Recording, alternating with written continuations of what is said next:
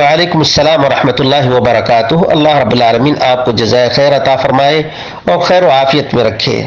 اللہ رب العالمین نے قرآن کریم میں صاف طور سے کہا ہے وَلَا تَعَاوَنُوا عَلَى الْإِثْمِ وَالْعُدْوَانِ، کہ جو بھی کام گناہ کے ہوں اور سرکشی کے کام ہوں ان کاموں پر تعاون نہیں کرنا چاہیے۔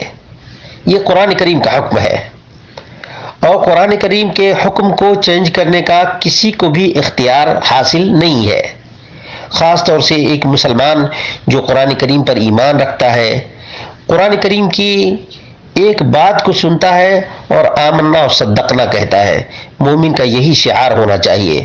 جو کچھ آپ نے انسانیت کے سلسلے میں ذکر کیا ہے، انسانی کام کی ترغیب اسلام دیتا ہے، اس میں کوئی شک نہیں ہے، لیکن کفر پر رضامندی، شرک پر رضامندی، یہ شرک کرنے والے کے زمرے میں داخل کرتا ہے، کفر کرنے والے کے زمرے میں داخل کرتا ہے۔ تو اسلام میں انسانیت کی تعلیم ہے اور اعلیٰ ترین تعلیم ہے، اس میں کوئی شک اور کوئی ڈاؤٹ نہیں ہے، لیکن وہ انسانیت جو انسان کو مخلوق کی عبادت کرنے پر مجبور کرے وہ انسانیت نہیں، اسے عبدیت کہتے ہیں، غلامی کہتے ہیں۔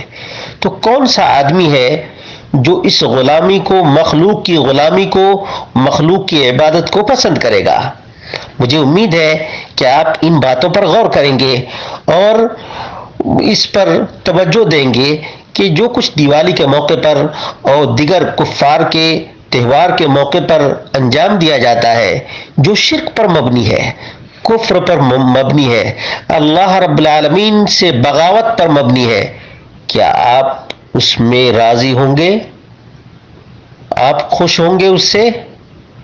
ظاہر سی بات ہے ایمان اور کفر برابر نہیں ہو سکتے، شرک اور توحید دونوں برابر نہیں ہو سکتے ہیں۔ انسانی سلوک اسلام میں اس قدر زیادہ ہے کہ زکوٰۃ کی رقم میں سے کافر کو دینے کا حکم ہے تالیف قلب کے لیے۔ یہ اسلامی تعلیم ہے، اس میں کوئی شک نہیں ہے اور کبھی بھی ہم شک نہیں کریں گے کیونکہ اللہ کا حکم ہے۔ لیکن جہاں پر کفر پر رضامندی آ جائے، شرک پر رضامندی آ جائے، وہاں پر ایک مومن کو رک جانا چاہیے، باز آ جانا چاہیے۔ اب اس دیوالی کے موقع سے کچھ لوگ ہیں جو دل سے دیوالی کو پسند کرتے ہیں، اس کی بدھائیاں دیتے ہیں اور اس کے چڑھاوے کو بالکل ہی صمیم قلب سے قبول کرتے ہیں۔ تو کیا اسے اسلام کہا جا سکتا ہے؟ نہیں، کبھی بھی نہیں کہا جا سکتا ہے۔ اس کے دل میں اگر ایمان ہو، اسلام ہو، تو کفر پر کبھی بھی راضی نہیں ہوگا، شرک پر کبھی بھی راضی نہیں ہوگا۔ جہاں تک آپ نے یہ کہا ہے کہ وہ جو چڑھاتے ہیں وہ نہیں دیتے ہیں، وہ نہیں دیتے، ہم جانتے ہیں، لیکن اس موقع سے وہ چاہتے ہیں کہ ہمارے تہوار کی اہمیت کو یہ لوگ سمجھے۔ تو کیا ہم اس تہوار سے خوش ہوں گے؟ نہیں خوش ہوں گے۔ جب نہیں خوش ہوں گے تو کیسے اس موقع پر ہم اسے بدھائی دیں گے؟ اللہ رب العالمین ہم سب کو اسلام کی عزت کرنے کی توفیق عطا فرمائے، اور یہی ہمارے لیے سب سے بڑا سرمایہ ہے اور سرمایہ افتخار ہے۔